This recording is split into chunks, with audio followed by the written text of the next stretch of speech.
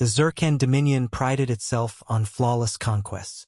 For 1,000 years, their fleets had subjugated world after world with ruthless precision. Their records showed not a single defeat. Every planet analyzed, every species dissected, every ecosystem catalogued. So when the Council approved the invasion of Terra 3, the strategy was drawn with confidence.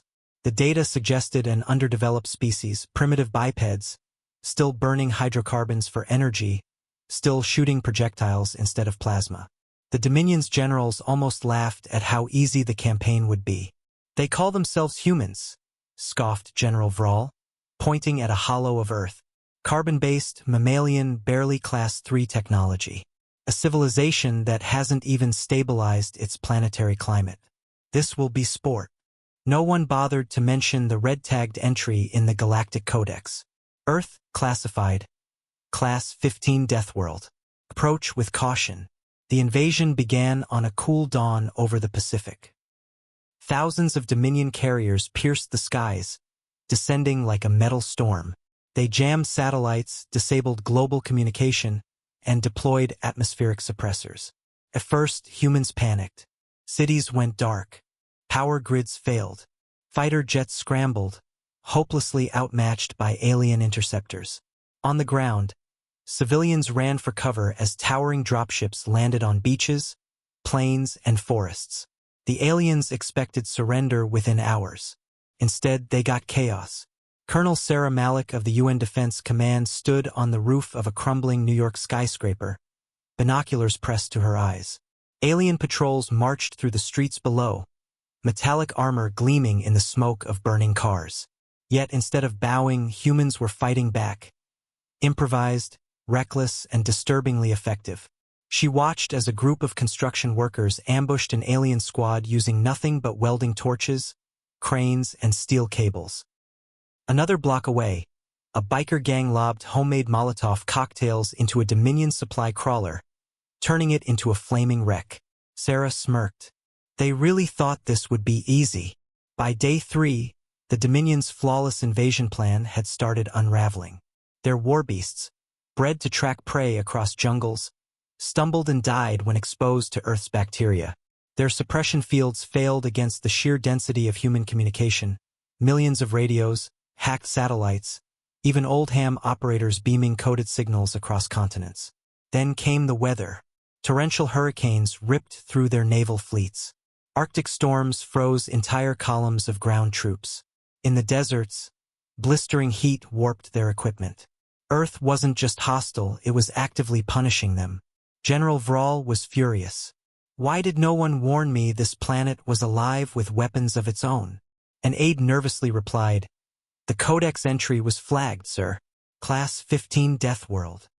The general's mandibles clicked in alarm. Class 15? That was reserved for planets where even armored predators feared to tread. Worlds where survival was a lottery. No sentient species had ever emerged from one, at least none they had encountered before. Until now, in South America, Dominion forces attempted to seize control of the Amazon. They never returned. Reports spoke of soldiers dragged into the trees by swarms of insects, of serpents striking faster than plasma rifles could fire, of rivers swallowing armored tanks whole. In Africa, their crawler divisions broke down in the Sahara, their water reserves drained by the blistering heat. Local militias harassed them relentlessly, using dune buggies and rifles older than the invaders' empire. And in Asia, something worse happened. The humans organized. On the 5th day, resistance leaders from across the globe met in a hidden bunker beneath the Ural Mountains.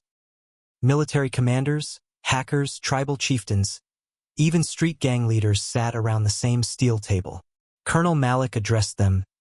"The aliens underestimated us. They think war is about fleets and weapons. They don't understand Earth is a war zone every single day. Our people fight nature, disease, famine, storms, and each other, and we survive. That makes us stronger than them." A Russian general laughed bitterly. "We've been training for this since the Ice Age." The room roared with approval. From that moment, humanity stopped reacting and started hunting. The Dominion's nightmare had only begun. Special Forces units infiltrated alien bases, hacking their systems with shocking speed. Guerrilla fighters cut supply lines, striking and vanishing into terrain no alien could navigate. Cities became death traps, subway tunnels collapsing under invader patrols, skyscrapers rigged with explosives, sewers flooding with toxic gas. Worse, humans showed a terrifying adaptability.